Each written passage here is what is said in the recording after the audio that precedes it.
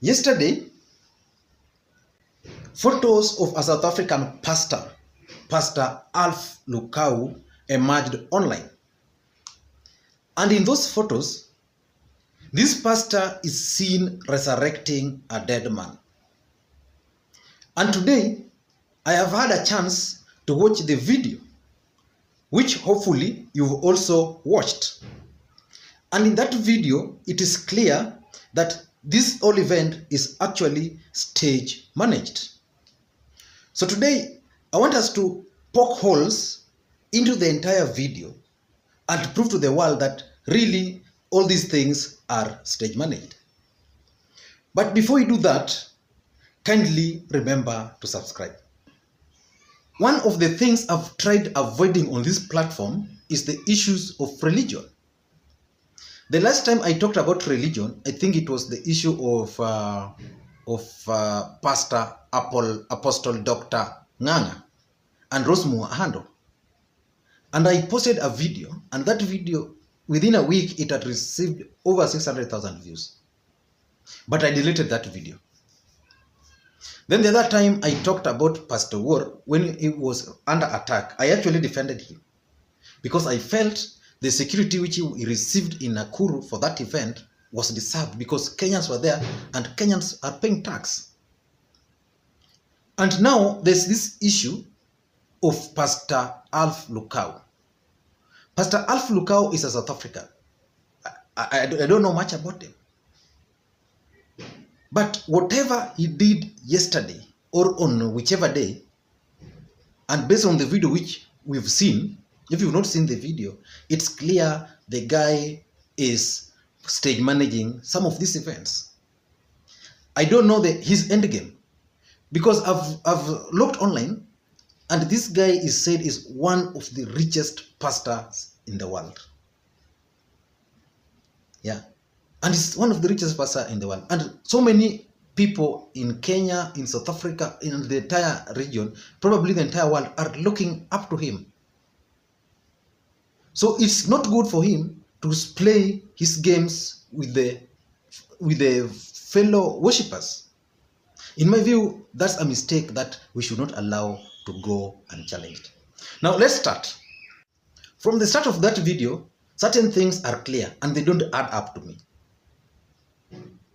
Probably the people in South Africa, I don't know how they handle the issues of death. But in Kenya, where I come from, any death is supposed to be reported if it happens outside the hospital. And in case it happens in the hospital, it has to be declared by a medical doctor. A doctor has to certify that this person is dead. So it's only the people in South Africa who can certify that indeed this individual was dead. And I know in Kenya here we have had Pastor Kanyari, so many pastors have faked a lot of things. They have faked a lot of prophecies, they've faked a lot of miracles. But let's look into this. If you look at that video, the first thing which these guys are saying, the guy is brought. It's brought. Yeah? You know, it's the first thing is this thing happened in a church. So basically, it happened in a church, probably on a service day. And this guy is brought in. And it's brought in a coffin. And the moment it's brought in a coffin, Pastor Lukau interviews two people. One is alleged to be the brother of the deceased. And the other one is alleged to be the landlord. No any other family member. But from the tone and from the body language of the alleged landlady, it's clear the lady is part and parcel of this entire game. The lady is lying. The lady is saying she's the landlord, and from his body language, from the tone of her voice, it's clear the lady is just part of the con game. Now there's this guy who is saying is the brother. I don't know much about him, but even him, certain things not adding up.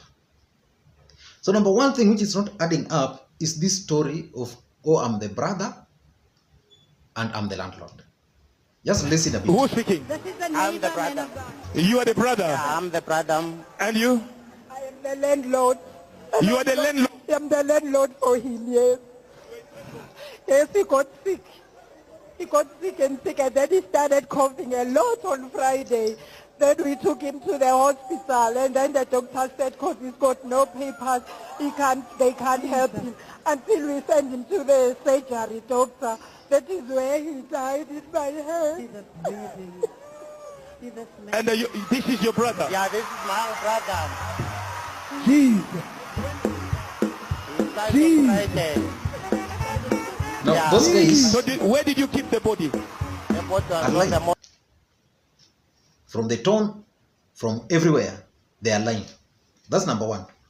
Number two, I want you to study the coffin.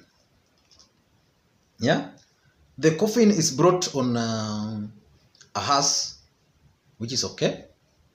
The body is brought in. And if you look at the way the coffin is being handled, it means there's a game being played. Number one, the coffin is not tightly fitted.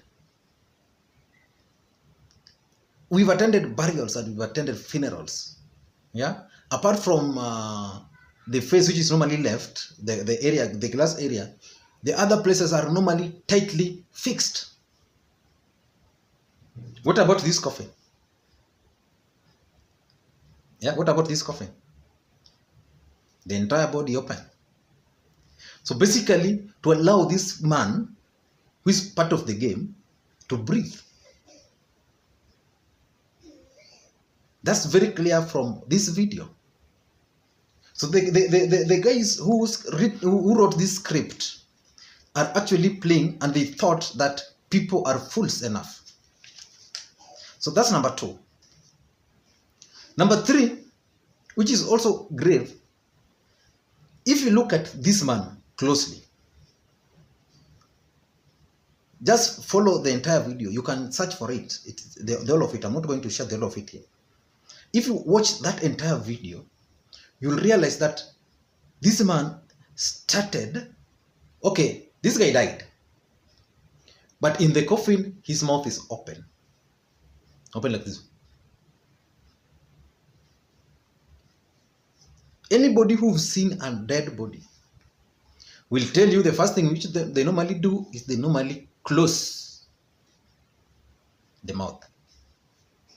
You can die, and in most cases you can die with your mouth open. But this guy died with the mouth open. He was destined for burial, but the mouth is open. The first thing they normally do is they close the mouth. So that's another area, and it exposes this whole thing. I could be wrong. I don't know what you think, but in my view, the fact that the mouth is open like this, that in my view is part of the game. They forgot that dead people are normally have their mouths closed. That's something to think about. Then, number three, this guy started opening or moving his mouth before the alleged resurrections begin. Just follow the video closely. Yeah, the way it was being brought, you'll realize at some point this guy started moving the mouth before the whole resurrection begin. I could be wrong, but probably the guy's power touched this man before he even started praying for him. So in my view, no, this is a game. The other thing I've observed is that all this event, the entire movie, happened in a church. Yeah, it happened in a church. So probably it was a church service, so many people as usual, and to win their trust, to make them pay more tithe, to make them give more offering, you must convince them that you can resurrect people. So a game was played. This guy was brought during a church service. If this event had happened at this guy's home where he was supposed to be buried, it could have been different. But this guy was brought to a church service, dead. And that's not the worst bit. The worst bit is this guy is being raised from the dead. And he wakes up. And everybody is clapping. You guys are joking. You guys are joking. Any dead person waking up, everybody will scatter for their safety. Nobody would wait to hear or to be told. Anybody just waking up from a coffin, my friend, people will run. Stampede would happen. And the way I could see the church was full, people would have died in that church. So you can't tell me all these people in the congregation, they are not Africans. Africans, the way they fear dead bodies, the African we know, no, we should not be taken for a ride, my friend. So, and the other thing which you can also observe clearly from the start, are there two white men? There's a white man there. Observe this white man closely. He's part of the game. But something is telling this guy something is not right. The white man is not really convinced with what is happening. And as people are celebrating, you know, the white man is serious. So my last take is that African government must protect the church. I know we have Muslims, we have atheists, we have Christian, we have Buddhist, but religion must be protected. Not really religion, the poor Africans, who most of these people take advantage of, must be protected. You can't, a government cannot allow a pastor to bring a person and cheat people that the person is dead. No, it shouldn't happen. I'm told this guy has several cases in South Africa and he cast everybody, even on Twitter. And the same happened here in Kenya. I remember my friend, it's Mutai, or Lord Abraham Mutai, on Twitter. When he raised some of these issues with Pastor Wood followers actually camped on Twitter and ran several hashtags cursing him. Yeah? I know these pastors, some of them are very influential because even they have followers. And these followers, at the end of the day, they are voters. So most governments would not want to interfere with them. They'll just wait and work with them and probably convince them to convince their followers to vote for them during elections. But it's not right. This act must end. Thank you guys for watching. And if you are new to this channel, kindly just subscribe. Thank you.